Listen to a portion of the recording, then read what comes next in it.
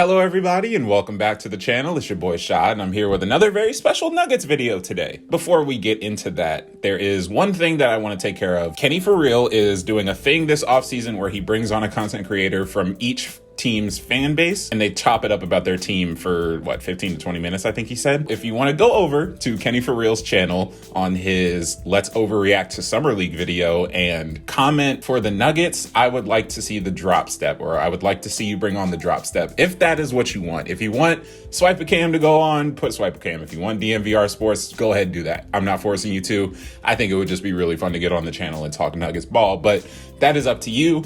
Besides that, like, subscribe, let's get into this video. So I will break this down into a couple different sections, and we're going to start with how the Nuggets themselves got better. It has been something that we have been covering very intently and very in-depth on this channel. The offseason moves from Denver have been A1.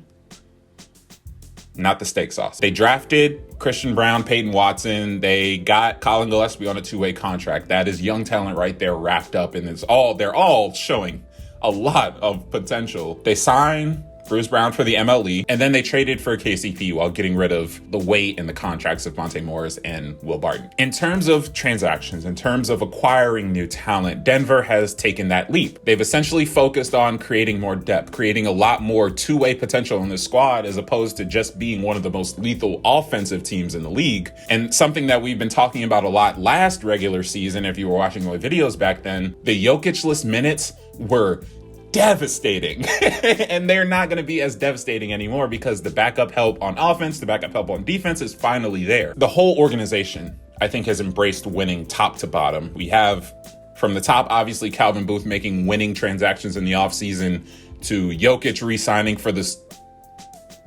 super duper max. And then players like Bruce Brown saying that I'll happily take an MLE if it means that I can contend. And that's exactly why he came to this team.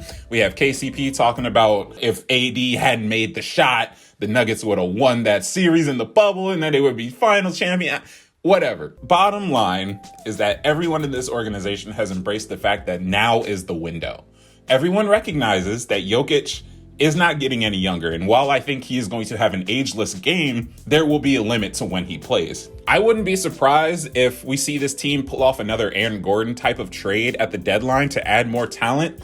I don't know specifically what we would give up because that's not the point of this video, but I think that brazenness is coming out in full swing this offseason. And I think it's really going to translate to the regular season because that AG move was a move to make the team better. They were capitalizing on a fire sale that the Orlando Magic were having when they traded Nikola Vucevic. And they cashed in on Aaron Gordon, who is going to be a tremendous player. And everyone important on this roster is locked up for the next 2 or 3 years. So that is a really, really good sign. Let's move on to the rest of the Western Conference because there are a lot of threats.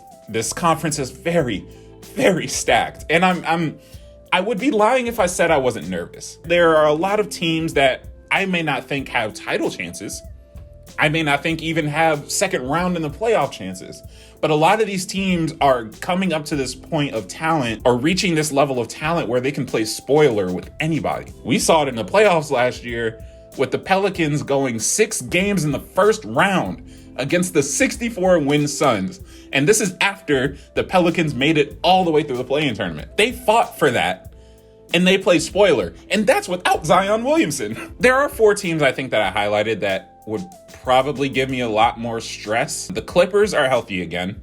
They added John Wall. They retained everybody, I believe, except for Isaiah Hartenstein. And if you guys remember, this is a team that, led by Ty Lue and without their 2 superstars, was still able to manage an above 500 record.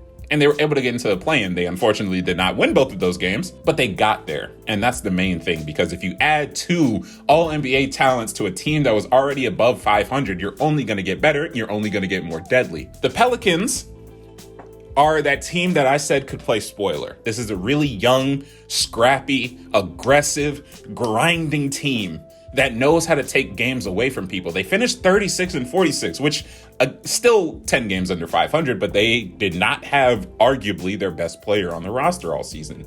How you view Brandon Ingram and Zion Williamson is none of my concern. But this is a team that I'm really high on going into next year, right? This is a team that I think With the addition of Willie Green and how good he has been coaching in his first year, I think this team has a lot, damn near unlimited potential. And that scares me in a conference where we have to go up against juggernauts damn near every other night. The Phoenix Suns are another team that I said would probably be a problem. I mean, there are obviously a lot of issues surrounding the DeAndre Ayton situation and whether or not they're going to be able to gel this season. And until January 15th, what's the roster going to look like? Is DeAndre Ayton going to veto that trade? Is he going to be there for an entire... There are a lot of questions surrounding the Phoenix Suns right now. But they're a really good regular season team. Constantly for the past 2 years, now above or at the top of the conference, near the top of the conference. And they know how to win games. Playoffs aside, because there's a chance we don't meet them in the playoffs, but there is absolutely a chance we meet them in the regular season. Not even a chance. We're going to see them in the regular season. This team is really good. And that's all I really have to say about them because they did choke severely. Reggie Bullock was clamping up CP3. That was incredible. And then the last team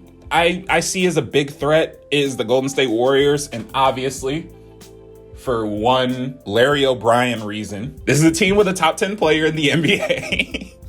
All time. They have one of the best defenders of all time. They have one of the best catch and shooters of all time. Like everything we've been saying about the Warriors for the past few years, minus those injury years and minus the COVID year. This is a team that is so consistent. They're feeling good. They're playing good. They retained everyone but GP2, which is really huge. They're the champions. Obviously, they're going to be included on a list like this.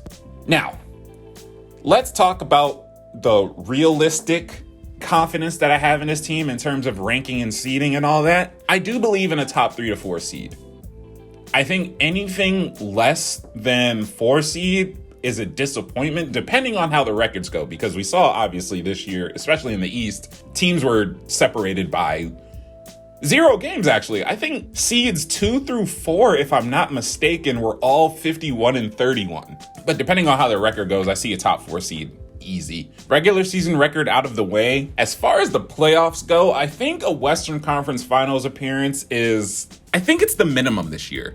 And I'm trying to decide if this is coming from the homer side of my fandom or if this is coming from the objective side of my fandom. I just really like the construction of this roster. And I think it's a roster that can compete with a lot of different teams on any given night. I think this is a team that's in that echelon of A1 team that is a finals threat. We obviously haven't gotten there. We've gotten close. We've gotten to the Western Conference Finals once and we won a game, but we haven't done it yet.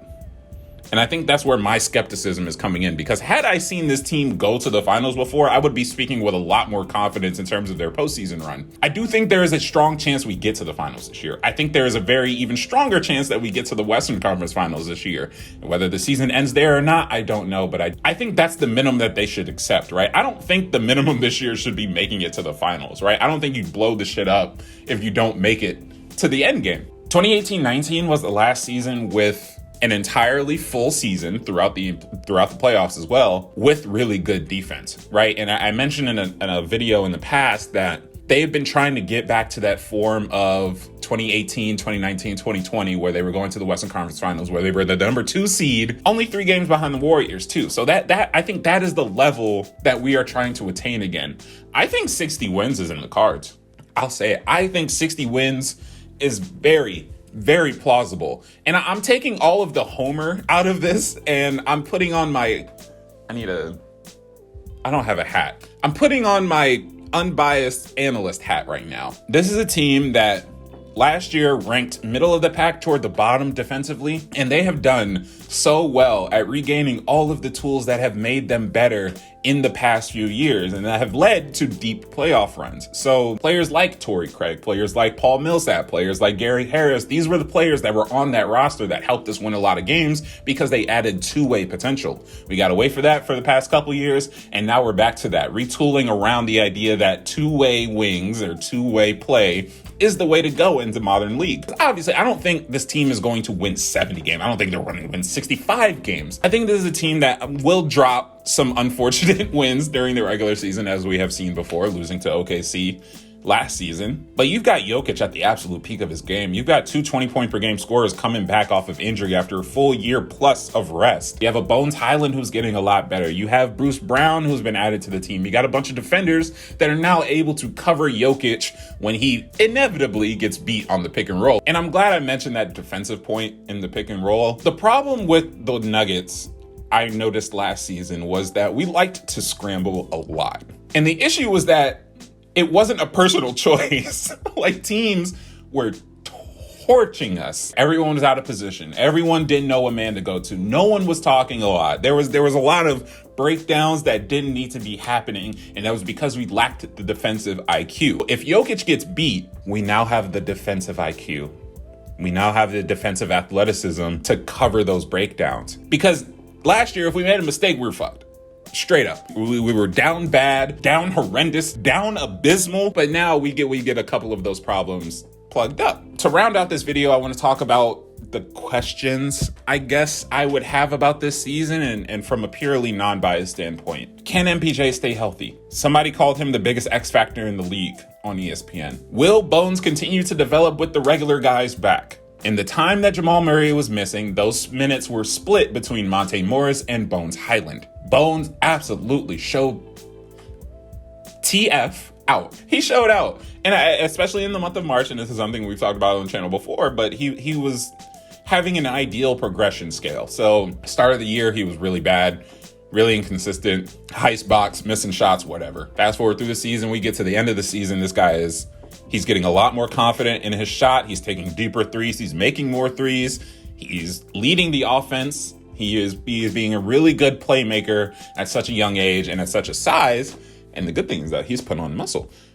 So to answer the question of will Bones continue to develop with the younger guys or with the regular guys back, we won't know because the only version of Bones that we have seen is without the regular guys. So we will have to keep a close eye on that. In KCP, Bruce Brown, and Aaron Gordon's defense, are these the three that are going to be able to hold us down defensively? Now, this is not a question that I have per se, because I absolutely believe in all three of these guys as defenders. I think Aaron Gordon, especially with the addition of the re-addition of other offensive talent, he no longer has to be the number 2 option. He no longer has to be the number 3 option. He can be a primary defensively focused wingman who can cut, who can still make a 3, and who still has an offensive game. He just won't be asked to do as much because that's not his role on this team anymore.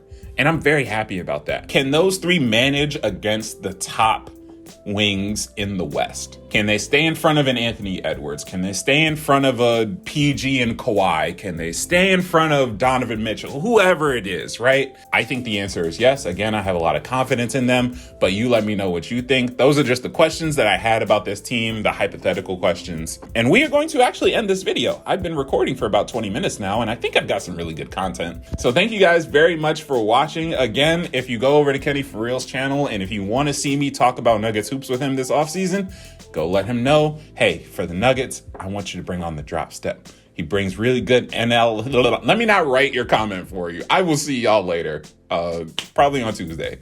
Peace out.